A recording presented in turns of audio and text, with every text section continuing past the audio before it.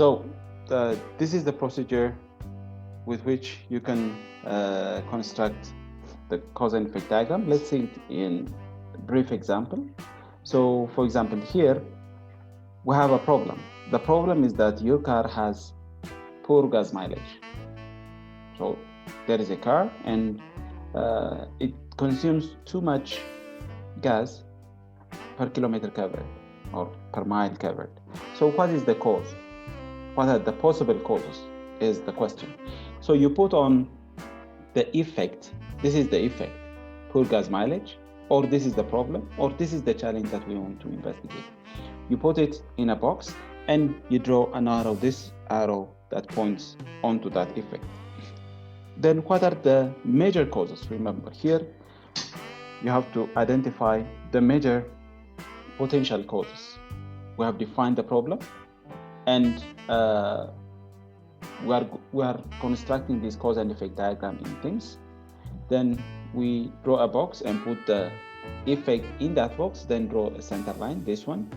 Then we put on major potential causes. So major ones are, there might be some issue with the machinery, there might be an issue with the method of driving, there might be a problem with the people who are driving, there might be a problem with the materials that is included, that is injected into the car. So for that, then for these major causes, these are the major causes, we want to identify even further sub-causes. This is, for example, the machinery or the car itself. Then we have different machinery causes for the machinery to be defective or problematic. For example, if you have underinflated tires, then it would have an impact on the poor gas mileage. So experts on the machinery or on the vehicle will tell you the technicalities within the machinery that could cause poor gas mileage. People who train driving skills could tell you many things about the methods of driving. So for example, if you are using wrong gears or if you are driving too fast, then they would have an impact on your gas mileage. You might talk about the materials, the lubrications, or the octane gas, or you might talk about the people who are driving the car. So if you have poor driving habit, or if you have poor maintenance schedule as the owner of the car, then that would have an impact on the gas mileage.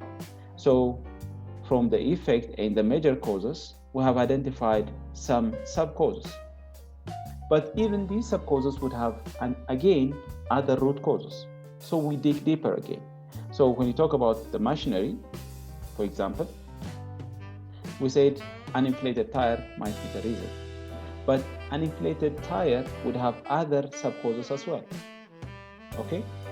For example, if you don't record the tire pressure, that would have an impact. If you have difficult airspeed, then that would have its own impact. Or this difficult airspeed might be caused by poor design of the tire itself. Again, when you talk about, for example, the people or the one who is driving the car, we said it's poor driving habit.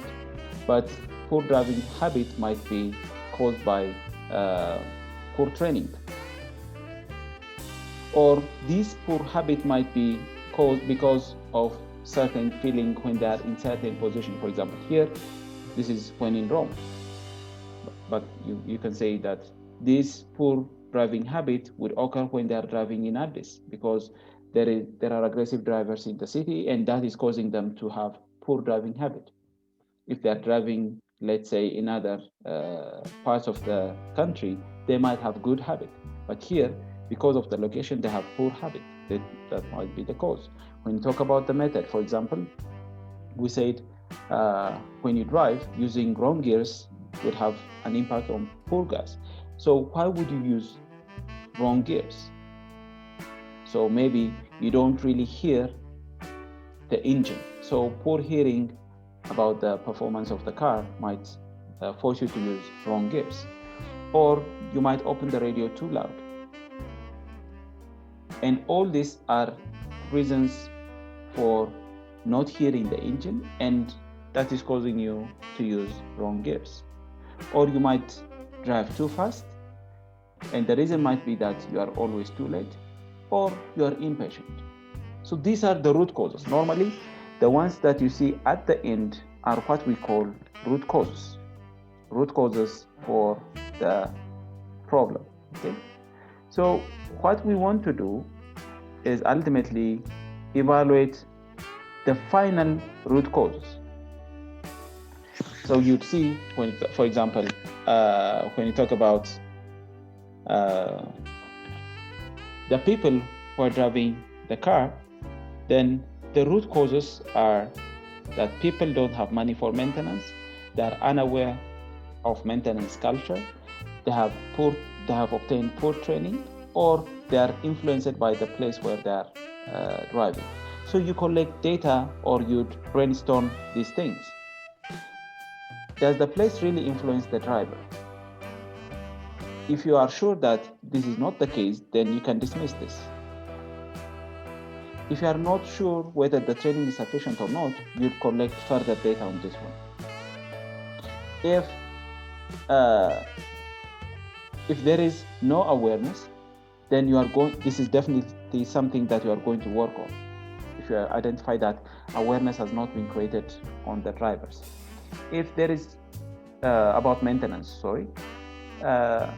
if the owners or the people who are driving the car do not have money, then you have to find a solution for these problems, for the ones that you are very sure.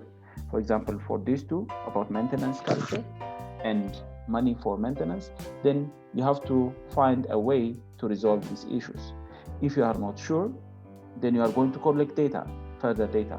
If you are sure that this is not the cause, then you can eliminate it. So this is how you are going to use cause and effect diagram. You identify all the root causes, then for each of the root cause, you investigate it individually and see whether that is actually influencing the effect or not. ስለዚህ እነዚህ ሩት ኮዝ የምንላቸውን ክላሲፋይ እናደርጋቸዋለን። በትክክል አክቹዋሊ ኢፌክት እያመጡ ያሉትን አይደንቲፋይ እናደርጋለን ወደ ሶልቭ ወደሚለው ስቴጅ ስለሚወስዱን ማለት ነው። ሌላ ዴታ ኮሌክት ማድረግ አለብን ካለን then we'll prepare maybe a check sheet in order to collect further data.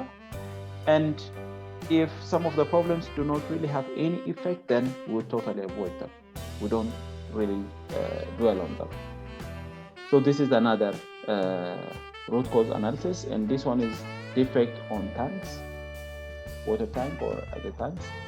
So ምንድነው ያለው የሚለውን machinery, material, method, personnel, measurement እንደ major effect ወስዶ root causeዎችን ለማውጣት ተሞክሯል. So you can even develop it further in order to understand why defects are occurring on a tank or on a specific product. The next tool would be the process flowchart. Process flowchart is a diagram that uses graphic symbols to dissipate the nature and flow of a process or the steps within a process. And basically, it will tell you what are the sequence of operation that you are going to do. Early in the morning, you get up, then what? What do? You wash your face, you eat your breakfast, you dress up, then you go to a taxi. You take a taxi and maybe take multiple taxis and arrive to your workplace. Then what do? You sign in the attendance, you sit in your desk, you start working. Then you leave your desk for maybe at 10 for 15 minutes for relaxation, then you return back at 10:15. Then you do your work and leave for lunch at maybe 12:30. So this sequence of operations could be mapped out in a process flowchart. It can be drawn in a number of ways, like pictures, symbols, lines, and diagrams. But usually, as a statistical process control, we use certain symbols that are commonly accepted. You don't do it randomly. You use certain symbols in order to dissipate certain type of process. So it may be drawn to represent an entire process, or it could be prepared in order to designate or to represent just some part of a process. this use of process flowchart has its own benefit, and the first one is it would enable us to understand the process very easily. Process understanding is the first key part of process flowchart. Once you prepare a flowchart, anyone can understand it, or if you do it properly, of course it needs to be done properly, then anyone can understand it. And we could use that, since it is very simple to understand, we can use it for training. You could use this, for example, when you have a new operator in your company, you could use the flowchart in order to describe to them what is happening and how it is happening, what is expected at what stage, and what is their responsibility could easily be understood by using this flowchart. And when you are trying to solve a problem, it would enable you to identify problematic areas and their relationship with other processes. So we'll look into that later on. So Edward Deming says, draw a flowchart for whatever you do. You can do this you can draw a flowchart, or you can develop a flowchart for everything that you do.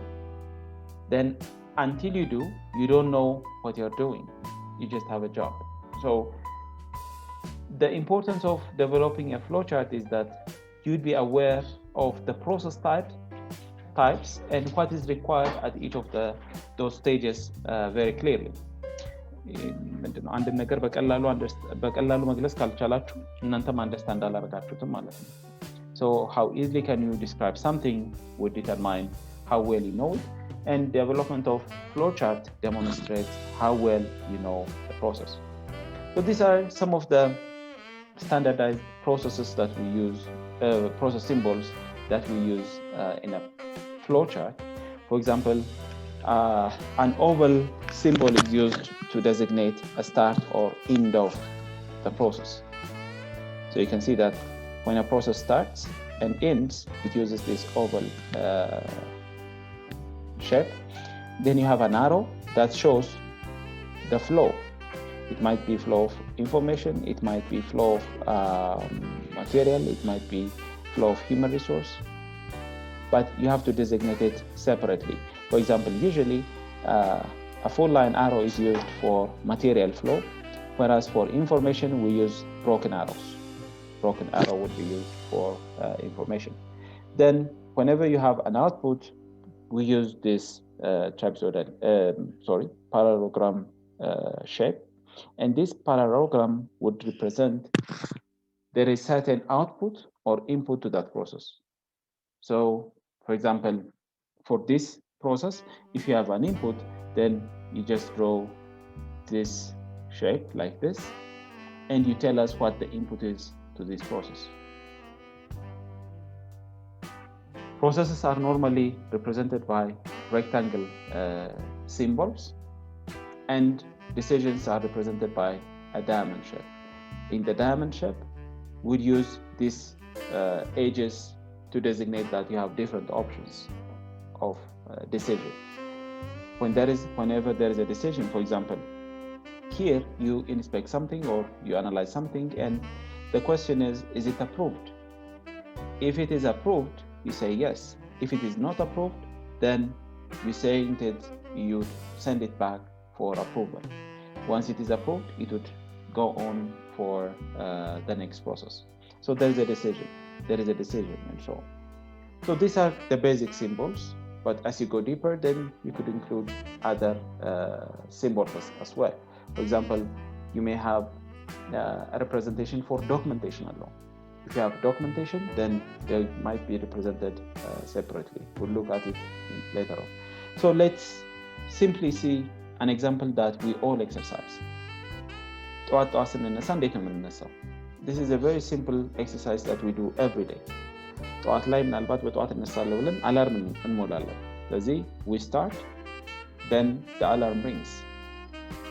ልክ አላርሙ ሲጮህ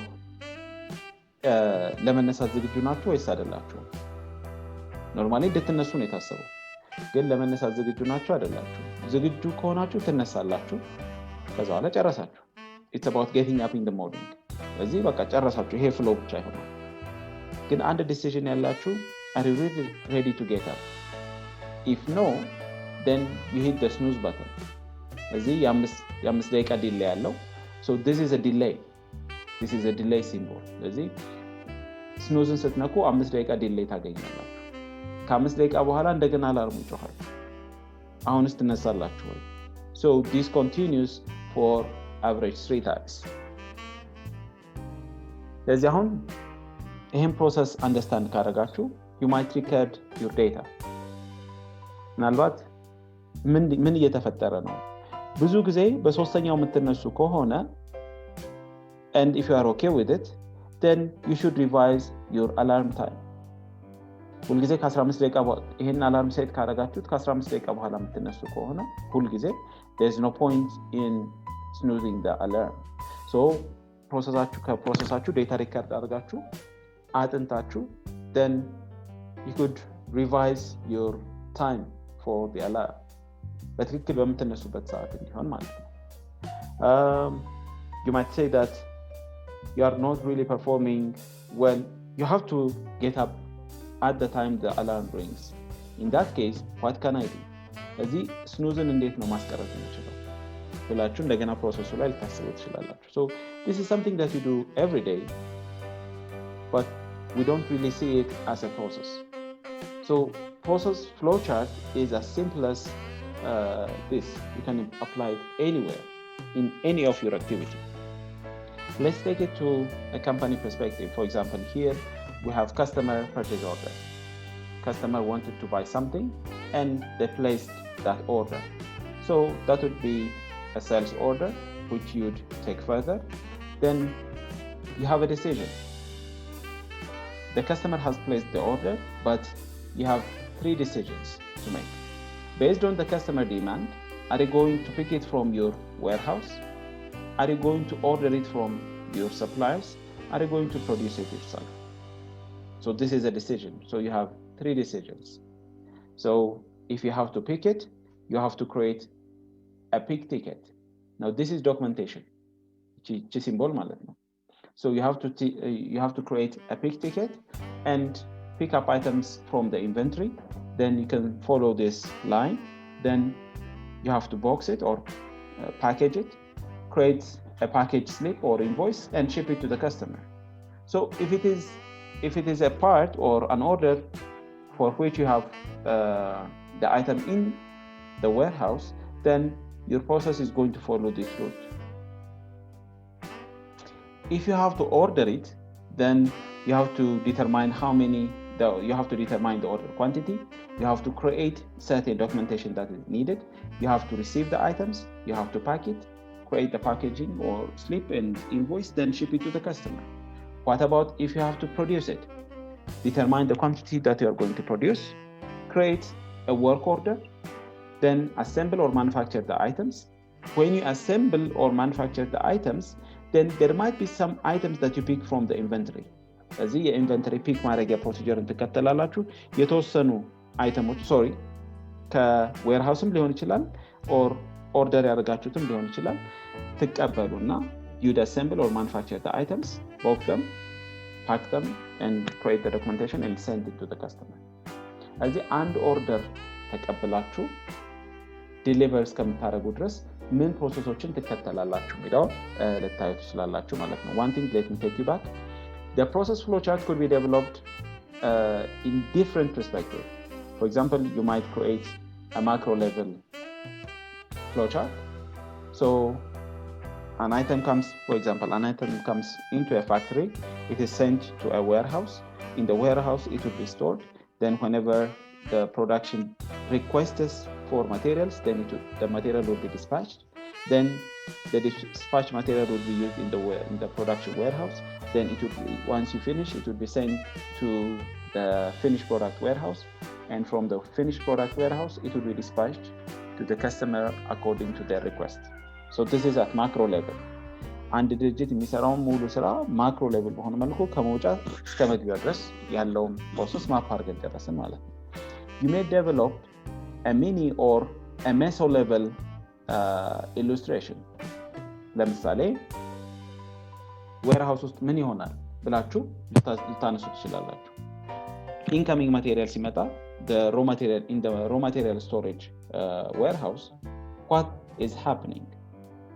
So you have items receiving, then the items would be recorded, then they would be assigned a place to be stored, then a forklift would take it and place it there, then from that place it will be retrieved when the production floor asks for the material, and it will be sent to the production floor. So this one, which is only focused on the production floor, on the raw material warehouse, we may call it a mini or meso level process flowchart. We might even go in depth and see what is happening in each of the steps. For example, let's say just at the receiving stage, what is happening in raw material inventory stores. Receiving process ብቻ ምንድነች? receiving ላይ አይተም መጣ። ስለዚህ ምን አይነት አይተም እንደመጣ ሪከርድ ይደረጋል። አይተሞቹ ኢንስፔክሽን ፖይንቶች አሉ። what things are inspected, who is responsible for inspecting those items, and what things are inspected. Then what would happen if an item fails to meet those requirements? What happens if it passes the inspection? Then what things would be recorded in order to send it to the storage place? So you could see the details within a single process. That would be the micro level. So you have a macro, mini or meso, then you have a micro level process flowchart as well. So depending on your interest, if you just want to give an overview for a company, for a person visiting the company, you could use the macro level. But for a company,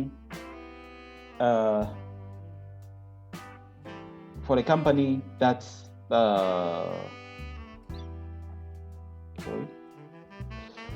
for a person who wants to know what is happening in the warehouse, for example, you could have a mini or meso level process flowchart.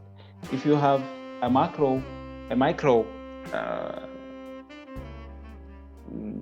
let me take you back. Then, for example, we have seen the item receiving process, right?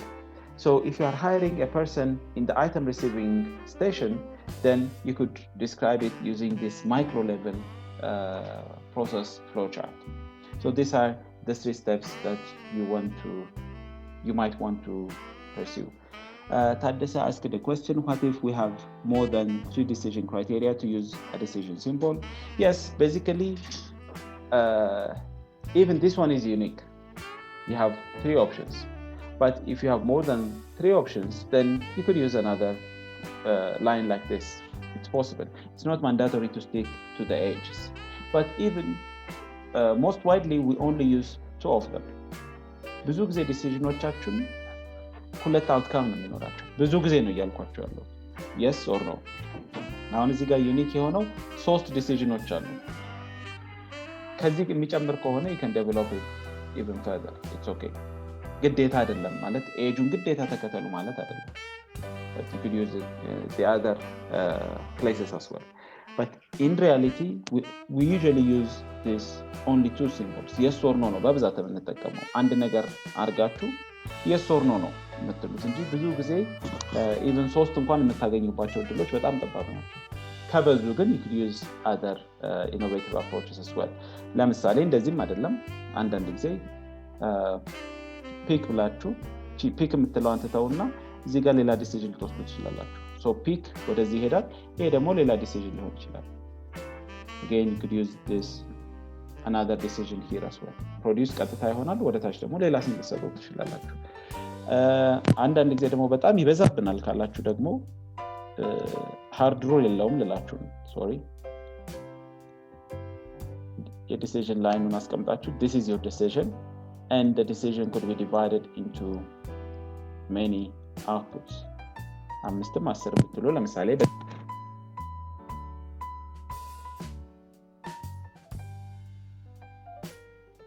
ፕሮሰሶች ጋር ሊሄድ ይችላል ብላችሁ ልትወስኑ ትችላላችሁ። so you could be innovative on how to handle this decision. I hope I have answered Tadase your question. Then when we look at ጥያቄ አለ ሌላ የለም አይደል? ኦኬ ኦጋ የለም ጥሩ እሺ then how do you interpret flowchart? Now you have constructed this flowchart, then you have to examine each process. You have to see what is happening in each of the process. Is there a bottleneck that is hindering the process, or is there a weak link, or is there a poorly defined step, or is there a step that's only adding a cost? ለምሳሌ ይህን ፕሮሰስ ስታዩ ዝም ብሎ እንትን ፕሮሰስ የሚያበዛበት ካለ why would we need that type of a problem, that type of a process? For example, you create a pickup ticket. Pickup ticket-ቱን pick up item from current inventory. ይሄንን እንደ ሌላ ፕሮሰስ እንያዘው ወይስ ከፓኬጂንግ መርጅ እናደርገው እንችላለን? So you might ask this type of question. ለምሳሌ ኦርደር ሲደረግ እንደገና ኦርደር ኳንቲቲን እዚህ ጋር መጠየቅ አለብን ወይ? መጀመሪያውኑ ሴልስ ኦርደር ሲመጣ ኳንቲቲውን እዚህ ጋር ጨርሰን መምጣት። ሴልስ ኦርደር ላይ ኳንቲቲው ተገልጾ then ኦርደር የሚደረግ ነው ሲባል ዳይሬክትሊ create purchase order ጋር መሄድ አንችልም ወይ? Do we need to go back and determine the order quantity? እዚህ ሁለቱን መርጅ ማድረግ እንችላለን ብለን ልንነሳ እንችላለን። So you might say that we don't need this process because it's only adding cost to the customer or to the process. Rather, we want to minimize our processes as much as possible. So you'd examine each of the process steps and look for bottlenecks that are hindering the process, or weak links, poorly defined steps, costs, and so on. This is one approach. The other is, usually you have to determine each of the decision symbol. Can we eliminate a decision step? ብዙ ጊዜ ዲሲዥኖችን አንድ ፕሮሰስ ውስጥ እንደ ዲሲዥን ጊዜ የሚወስድ ነገር የለም። ቫልዩ አድ ከማድረግ ይልቅ ጊዜ መውሰድ ያበዛል። የኢንስፔክሽን ኔቸር ነው። It's an appraisal cost. Cost of quality እናያለን። It's an appraisal cost, but it doesn't really add value to the customer. ኢንስፔክት ላደረጋችሁ ከስተመሩ ምንም ቫልዩ አያገኝም። ኦፍ ኮርስ የተሳሳተ ነገር እንዳይመጣ ያግዘዋል፣ ግን ፕሮዳክቱ ላይ ኦር ሰርቪሱ ላይ ምንም አድ የሚያደርገው ነገር የለም። the product would not add any value on the product just because you inspected it or you tested it. ቫልዩ አድ አታደርጉበትም፣ ይልቁንስ እያረጋገጣችሁ ነው። ማረጋገጣችሁ ለከስተመር ጥሩ ነው ልትሉ ትችላላችሁ፣ but when you talk about value addition, it doesn't really add any value. So be sure to examine decision symbols. Examine each rework loop. Rework loop ማለት ቅድም ለምሳሌ ይሄ this is a rework። እዚህ ጋር ጠዋት ስንነሳ ወደ ስኑዝ በተንን እየመታን እንመለሳለን አለ። So this is rework. So you have to examine this rework. Is this really something that we want? Examine each activity symbol, and in the activity what you look for is value addition for the end user. Importance and value addition in layu. Importance is something that needs to be there in order to benefit somehow, benefit the end user or benefit the company or benefit the worker somehow. But value addition is changing the product or the service structure in order to satisfy the customer. አንድ ነገር ስትቆርጡት ለምሳሌ አንድ ጠረጴዛ እንሰራለን ብላችሁ እንጨቱን ስትቆርጡት you are adding value to it.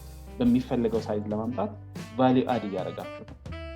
የቆረጣችሁትን ሜጀር ስታረጉት ልክ ነው ወይ ብላችሁ ለማረጋገጥ ሜጀር ስታረጉት ግን value add እያደረጋችሁ አይደለም። ፕሮዳክቱ ምንም አይሆንም ሜጀር ስላደረጋችሁ። ስትቆርጡት ግን ኢንፍሉዌንስ ታደርጉታላችሁ። ኦር ፋይል ስታደርጉት ኦር ድሪል ስታደርጉት you are adding value to it for some purpose. But when you inspect it, when you measure it, when you transport it, you are not doing anything, you are not adding any value. but that process might be important. As important እና value adding ግን clearly መለየት ያስፈልጋል. So here you have to make sure that each activity adds value to the customer. Then the other tool that we are going to see is the Pareto analysis. And Pareto analysis is designed in order to see the relative importance of each of the products.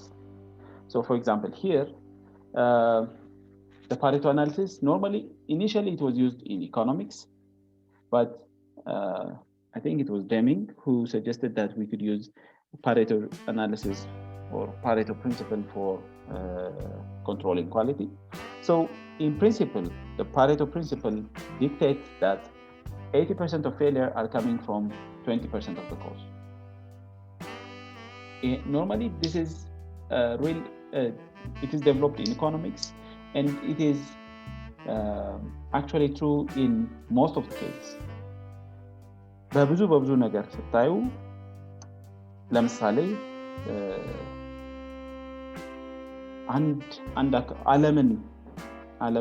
ዓለማችንን በሙሉ ኢንፍሉዌንስ የሚያደርጓት ሀገራትን ብታዩ በቁጥር ትንሽ ናቸው. that means they are 20%. ውጤታቸውን ኢንፍሉዌንሳቸውን ግን ስታዩ the result is even more than 80%. ለምሳሌ አሜሪካ፣ ቻይና፣ ራሽያ፣ ፈረንሳይ፣ ጀርመኒ፣ እንግሊዝ፣ እስራኤል እነዚህን ሀገራት ብታያቸው they are usually responsible for any dynamics in the world.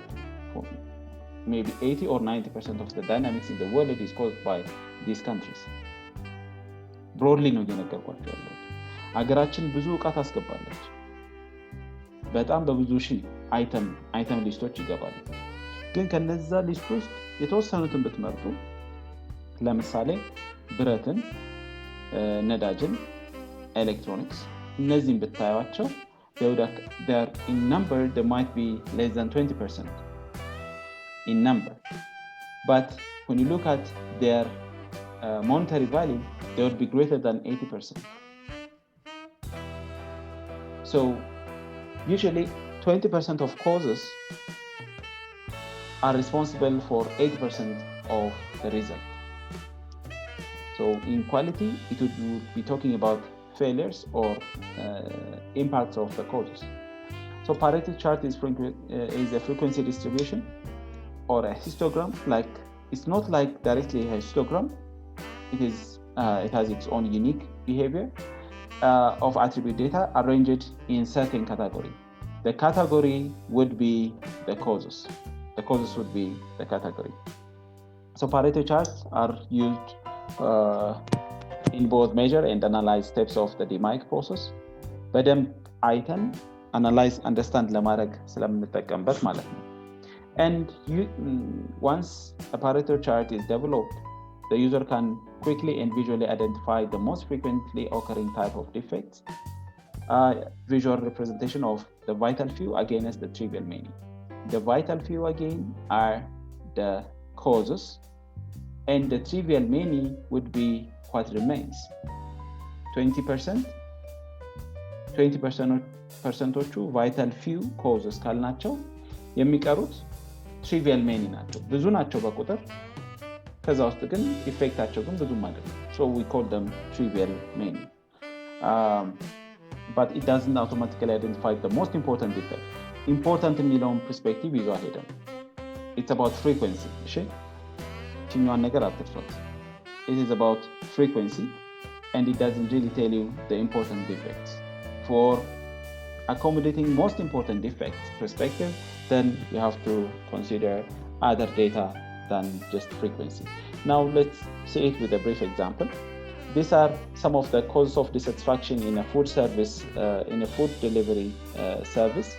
So here you have food presentation, ምግቡ እንዴት የሚቀርበው ማለት ነው. Quality of service of the waiters and attendants, cleanliness of the environment, overall taste of the food, store ambience, affordability, serving size, and promptness or timing of service. እዚህ በተወሰነ ዴታ ፔሪድ በተወሰነ ዴታ ኮሌክሽን ፔሪድ ምን ያህል እያንዳንዱ cause of dissatisfaction እያንዳንዱ ምን ያህል ጊዜ ተፈጸመ or ታየ የሚለውን ሪከርድ እናደርጋለን።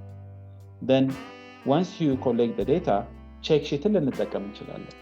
check sheet በእነዚህ ሊስት or በእነዚህ ኮዞች መሰረት ኦርጋናይዝ አድርገን ለ15 ቀን ምሳና ጠዋት ቁርስ ላይ ምሳ ላይ እራት ላይ ምን ያህል ዴታ ኮሌክት እናደርግ የሚለውን ወስነን ኮሌክት ሊደረግ ይችላል። ከዛ በኋላ ሪአሬንጅ እናደርገዋለን starting from the highest to the lowest.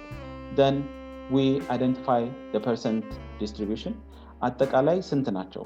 so you identify summation of these values. then you divide this value by the summation. እዚህ ይሄ 100 ነው። እዚህ 100 ሲካፈል ለ25 25% ይሆናል። 100 ሲካፈል ለ24 24% 15%. እዚህ you divide this count by the summation. okay, so here this would be 25 divided by the summation, and the same goes for all the rest. This would be the percent contribution of each of the causes. then cumulative እናገኛለን። cumulative ማለት ለዚህኛው ስናስብ ብቻውን ስለሆነ 25 እንዳለ ይመጣል። ሁለተኛው ጋር ስንመጣ food preparation plus quality of service would be considered. so 25 plus 24 it would be 49. when you talk about cleanliness we'll be talking about cleanliness, quality of service, food preparation. so 25 plus 24 it is 49. 49 plus 15 it will be 64.